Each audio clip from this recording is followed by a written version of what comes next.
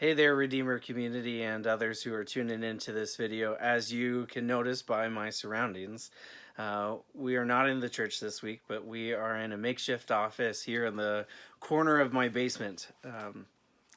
Different environment, different way of doing things, and it is true for all of us. It's restricting the virus is restricting us more and more each day, and we're having to relearn different ways of doing things and finding new places to do some of the work that we normally do. Anyways, I want to offer you a different kind of video this week. The first one was a little bit of a meditation or reflection that invited you into a posture of prayer, inviting you to release some of the things you're carrying and to fall into God's grip as you move into a season defined by social or physical distancing. Then last week we posted a video that began with a story called Saturday, based on a children's book, and it invited you to grieve and acknowledge some of the losses with the Sunday routines that we've had, and to move from there, trusting that God has us and that His faithfulness will carry us through more disruption and confusion. But in the midst of all of this, we have each been dealing with our own personal senses of loss too, that are much more than just daily routines.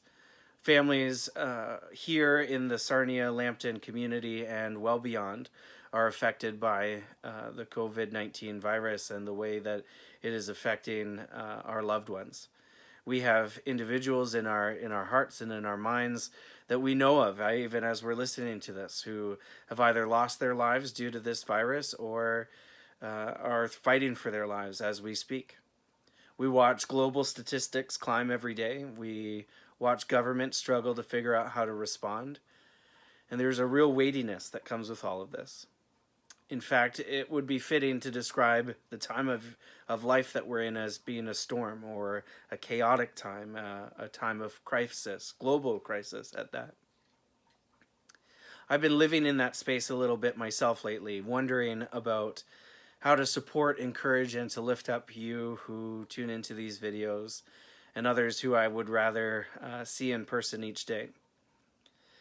My thoughts have gone back to one of my first sermons I ever preached, based on Matthew 14, and particularly the portion of Scripture where Jesus walks on water to His disciples in the middle of a storm.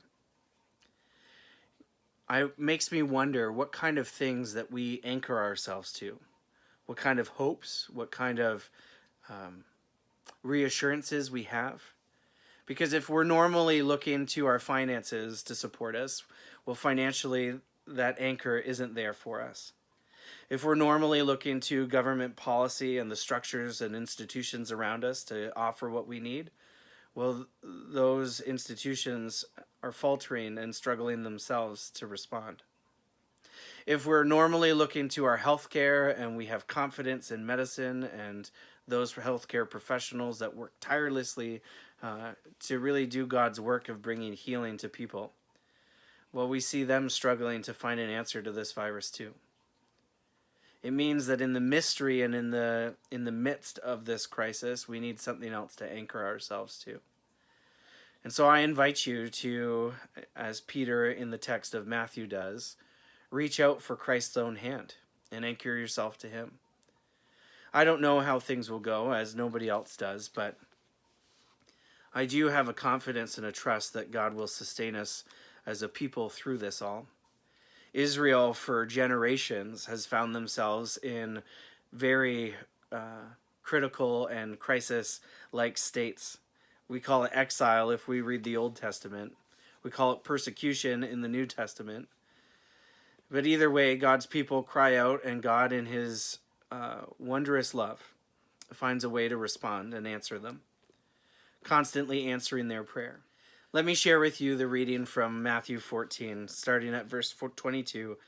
You'll note, if you're looking at your own copy of Scripture, that the story before that is Jesus feeding the 5,000.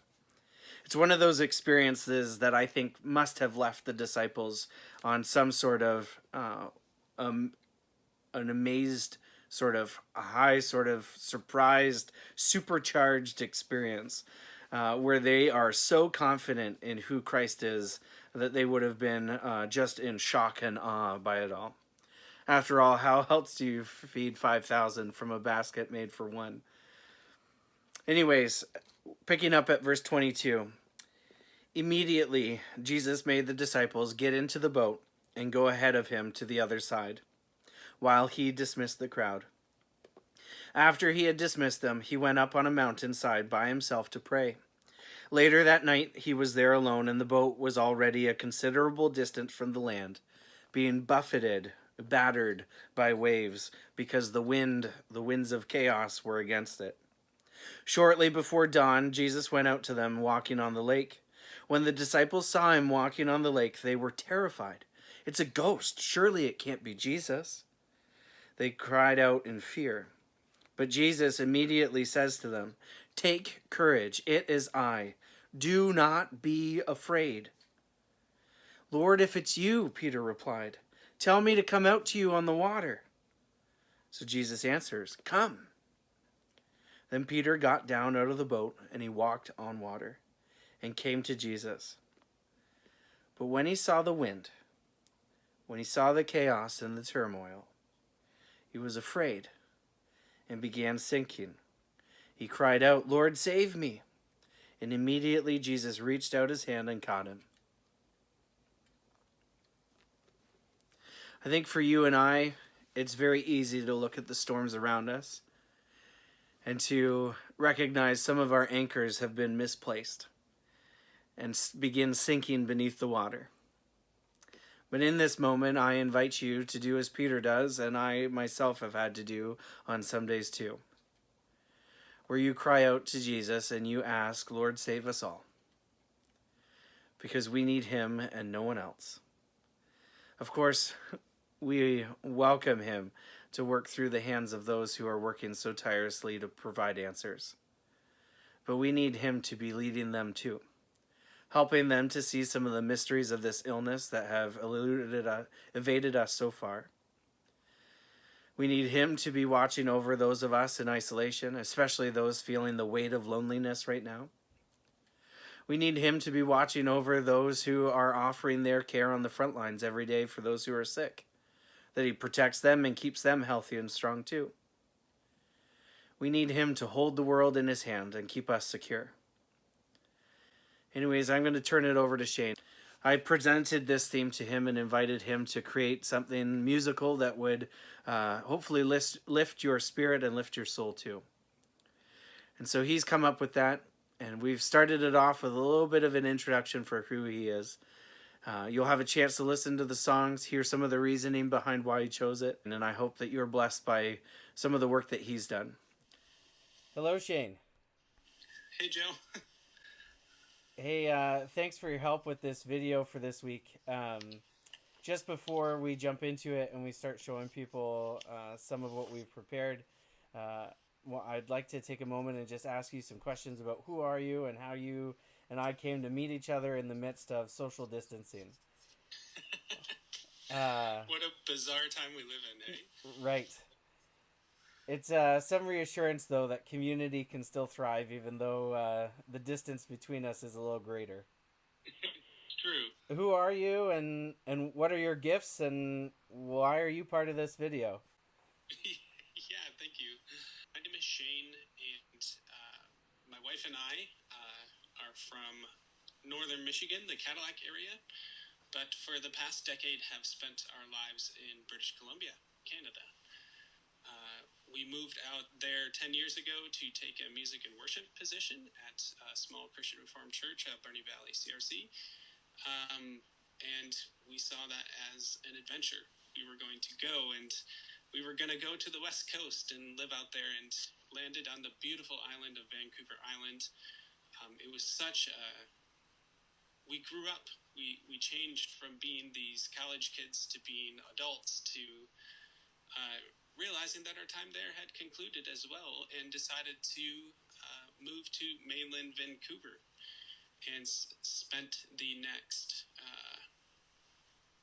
better part of 5 years immersed in a beautiful community, the Euro Eco Village.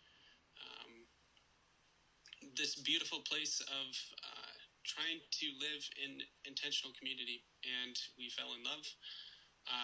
It was during that time that I also spent time as youth pastor at Maple Ridge Christian Reformed Church in Maple Ridge.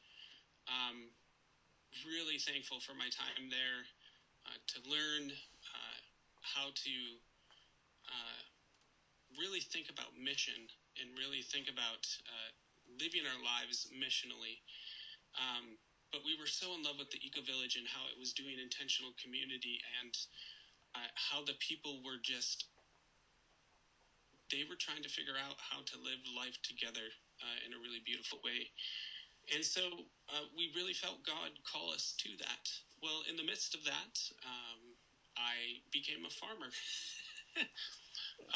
My work with Maple Ridge Christian Reformed Church was a 50-minute commute, and we found ourselves just immersing in the Eco Village community, and decided to let go of Maple Ridge CRC, and just really thankful for that experience, and thankful to find myself as a farmer, because I found that I also loved doing that.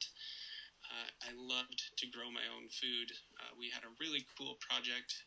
It was called Aslan Organics. Aslan was always a nudge to C.S. Lewis, because his work was transformative in me becoming a Christian, because his Mere Christianity was just the book where I just went, whoa, this all kind of comes online for me. And I think that was always because I found that his theology was always really beautiful artwork, like just how he crafted those books and really wrestled with some cool, deep things. I really appreciated that. So, but we found ourselves in Vancouver, the greater Vancouver area, quickly being pushed out of the housing market. So early last summer, we were put under quite a bit of pressure to buy our home that we were in. We were renting, and we just found that we couldn't afford it. We had worked so hard. The business was going really well, and we were living in this really beautiful community, but we were just forced to be like, we can't do this. And being that we were both from Michigan, we had talked, like in 5 years, we need to be closer to family. So we said, why don't we go now? Maybe this is God saying to us, look, I've got something ahead for you. And so that's been really scary, because now we find ourselves, we're in the Sarnia region right now, and we don't have a job, we don't have a house, and but we did this because we believed that God would figure something out for us. And so that kind of led to us saying, let's reach out to the CRC community. It's the community that we know. It's the community that I've spent a lot of time ministering in, and I've been giving a lot of thought back to being a pastor again, and I just have really felt God saying, like, hey, like, let's do this again. I'm your God. I will show you the ways that you need to find yourself. And so I'm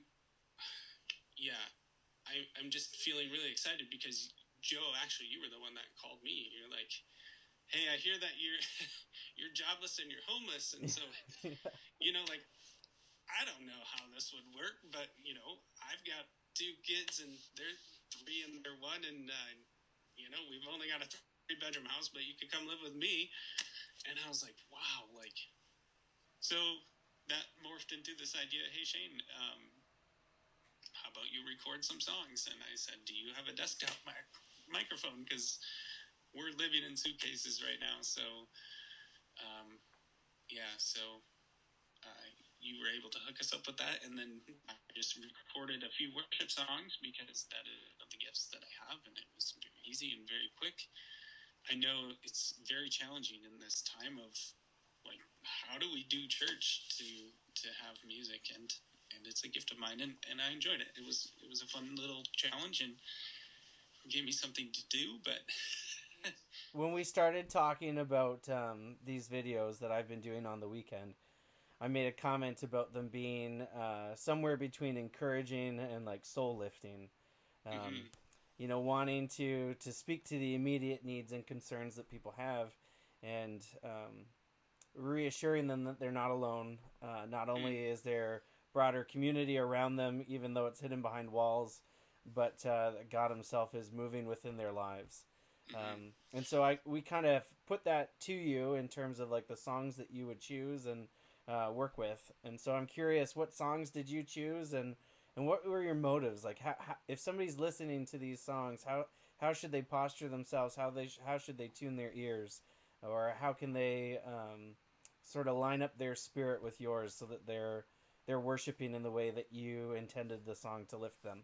For me, I chose three songs because when I sort of try to shape what's going on in my head, because this is just such a crazy time, um, to be jobless and to be homeless and to be praying every single day, God, we trust you. Like, this feels crazy, but, we know that you are doing something good. I started with the song, Bless the Lord, Oh My Soul. 10,000 Reasons I Sing Your Praise. It's this beautiful, rich song of about just celebration through all of life. And that's what I really like about this song. It goes through this stage and gets to the end. And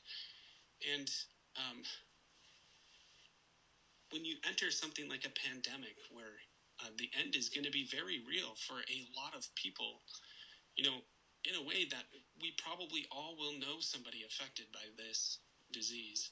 That's terrifying. Yeah. And so, but in the midst of that, emerges this song that's just so easy to sing, also really easy to listen to, but a song that's so familiar that I can sing along to it. That was the purpose of that, and I just to show that we're trying to be thankful because we have so much. And so I think And it sounds like in the midst of you picking a song, you really picked a song that invites people to look for those 10,000 reasons for their yeah, souls to sing. yeah, Um, that's because it's really easy to be hopeless in a time like this, and like it's so scary, like, and it's so foreign, like right. all of our behaviors and everything that's going on. It's really easy to just be like wallowed up in that, and so um, I feel like it also just really fits my style. That's why I like this one too, because um, I like to reflect, and and that's why I picked this song as well, because it's so familiar. It's you have no problem knowing probably many of the lyrics. The chorus is the same every time, and the chorus is "Bless the Lord, oh my soul." It's just it's wonderful. Sweet.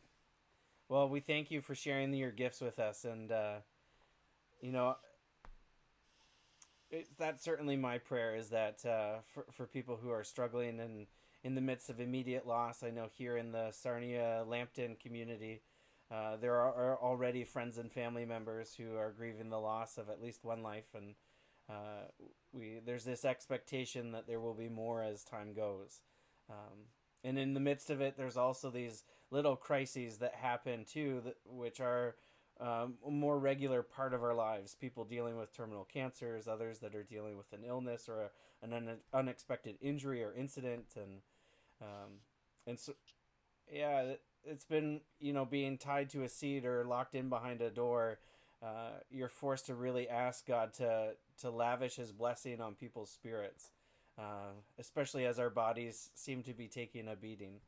Um, so if he can answer us in our song and in our prayers, then what a blessing that would be.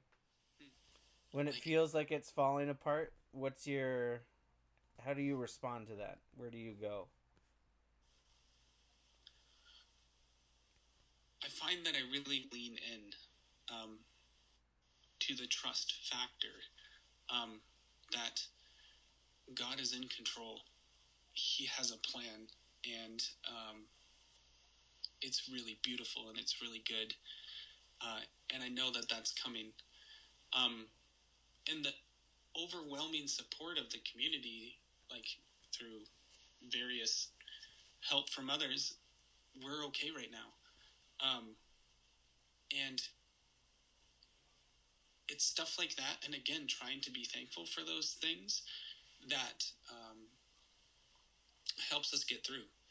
And so I find that I just like really lean into the trust of God, like the faithfulness that He has, that He will take care of this. And but it sure does boil up. I mean, it just creates this really like anxious side of you that you're just like, oh, when is this gonna happen? And but like, and I think I also end up in prayer, like, God, like I find myself throughout the day like, ugh, like, are you gonna figure this out soon? And that's I know that's so human of me, like it's so easy to do that, but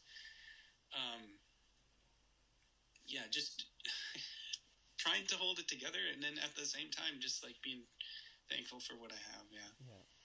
You know what, I really appreciate that you mentioned some of the frustration and the sort of angst of your soul too. So often when we read the Psalms, right, this is David's rhythm in his own life, right? Like he begins with a note of thanksgiving, almost like he knows that's what he's supposed to do.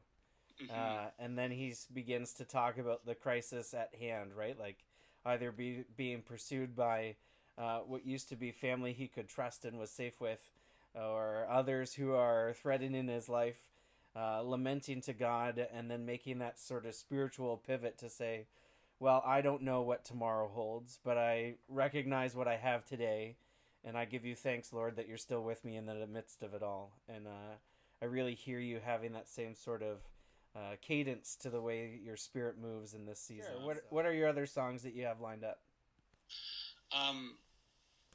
So I also have Amazing Grace.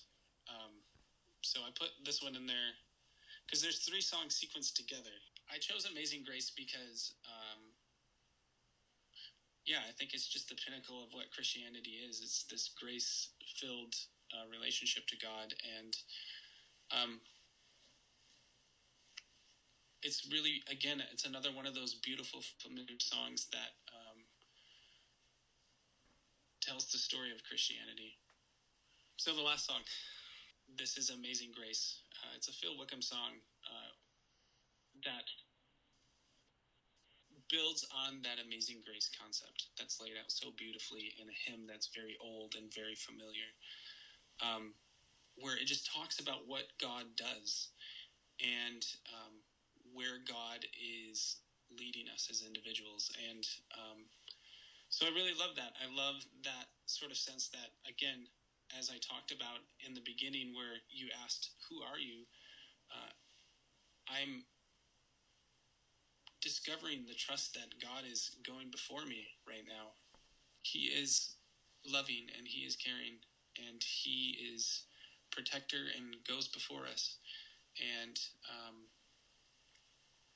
And we trust that right now in a time of craziness and uncertainty.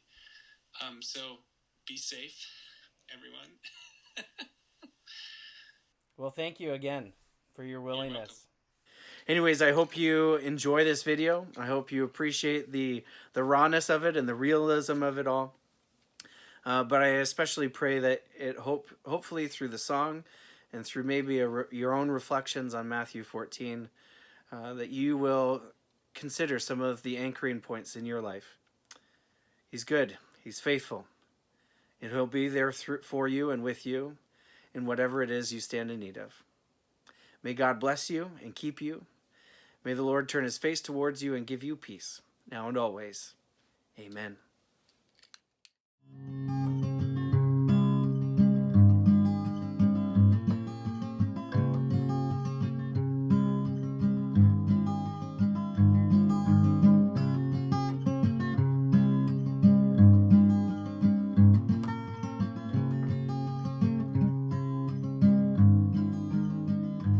Bless the Lord, oh my soul,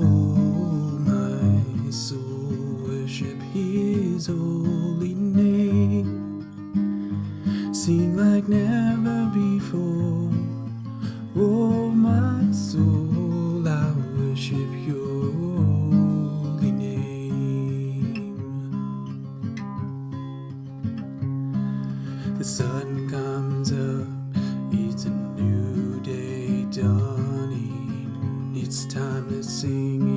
a song again, for whatever may pass and then whatever lies before me. Let me be singing when the evening comes. Bless the Lord, oh my soul, worship His holy name. Sing like never before, oh my soul, I worship Your holy name. You're rich in love, yeah, You're slow to anger. Your name is great, Your heart is kind. For all Your goodness I will keep on singing.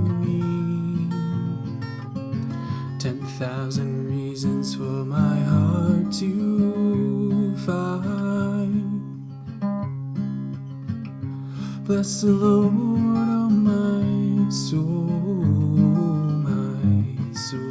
worship His holy name.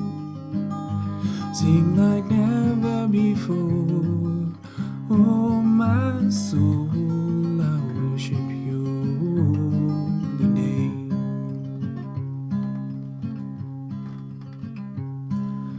On that day when my strength is failing, the end draws near, yeah, my time has come. Still my soul sing Your praise unending. 10,000 years and then forevermore.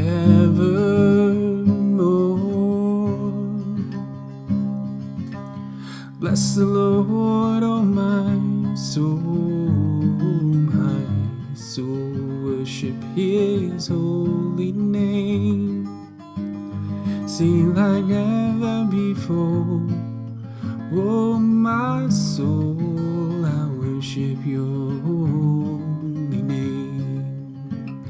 Bless the Lord, oh my soul, worship His holy name. Sing like never before, oh my soul, I worship Your holy name. Yeah, I worship Your holy name. Lord, I worship Your holy name.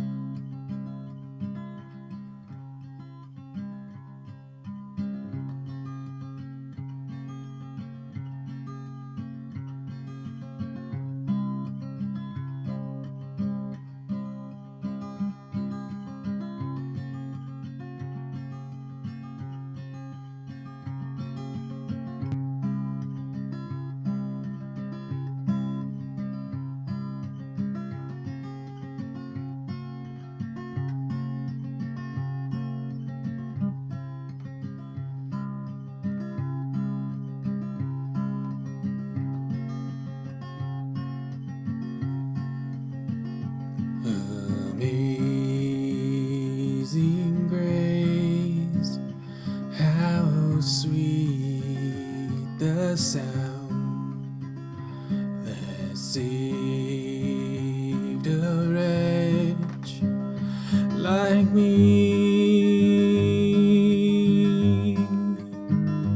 I once was lost, but now am found. Was blind, but now I see.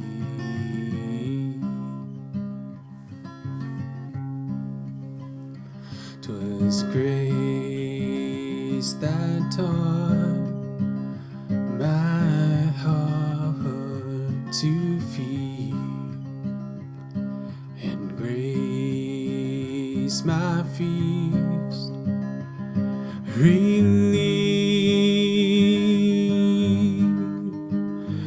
how precious did that grace appear, the hour I first believed.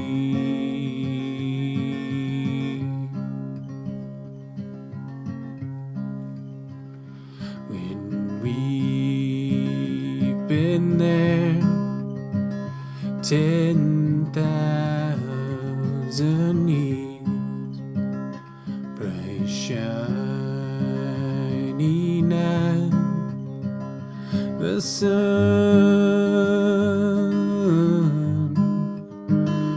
we've no less days than to sing God's praise than when we first begun.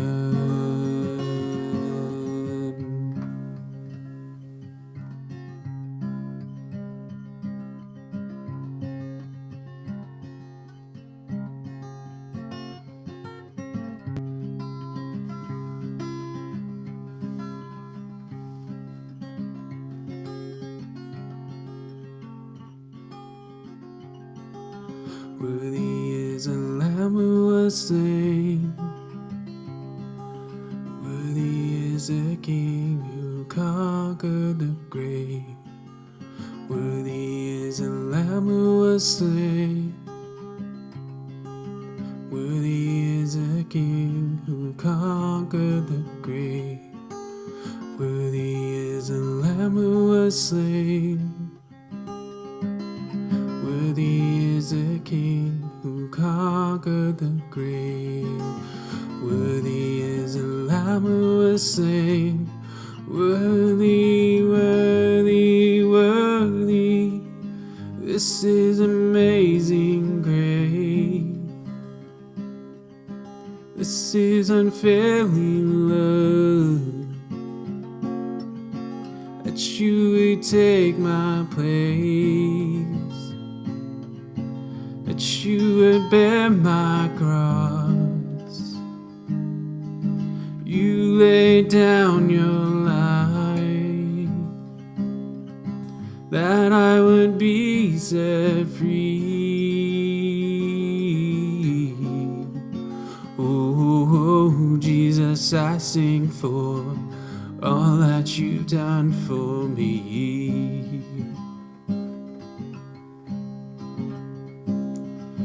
Who breaks the power of sin and darkness, whose love is mighty and so much stronger, the King of glory, the King above all kings,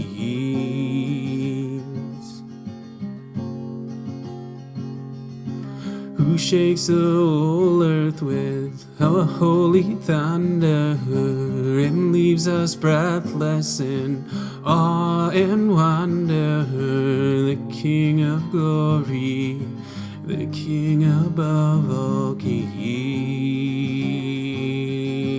This is amazing grace. This is unfailing love, that you would take my place, that you would bear my cross. You laid down your life, that I would be set free. Oh, Jesus, I sing for all that you've done for me.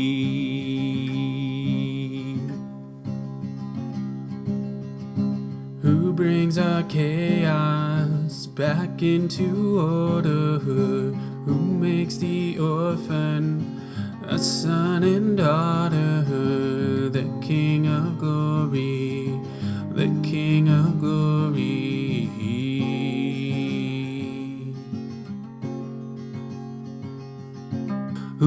rules the nations with a truth and justice, shines like the sun in all of its brilliance. The King of glory, the King above all kings.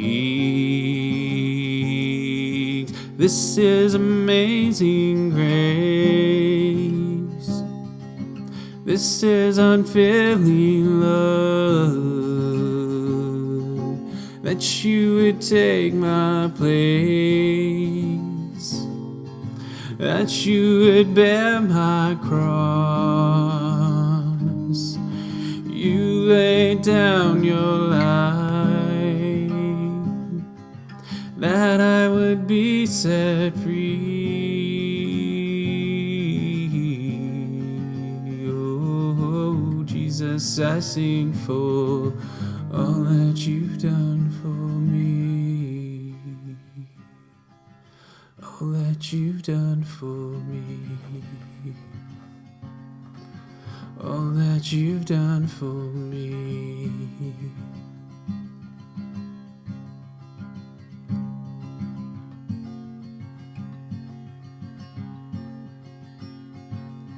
Worthy is the Lamb who was slain, worthy is the King who conquered the grave. Worthy is the Lamb who was slain, worthy is the King who conquered the grave. Worthy is the Lamb who was slain, worthy is the King who conquered the grave.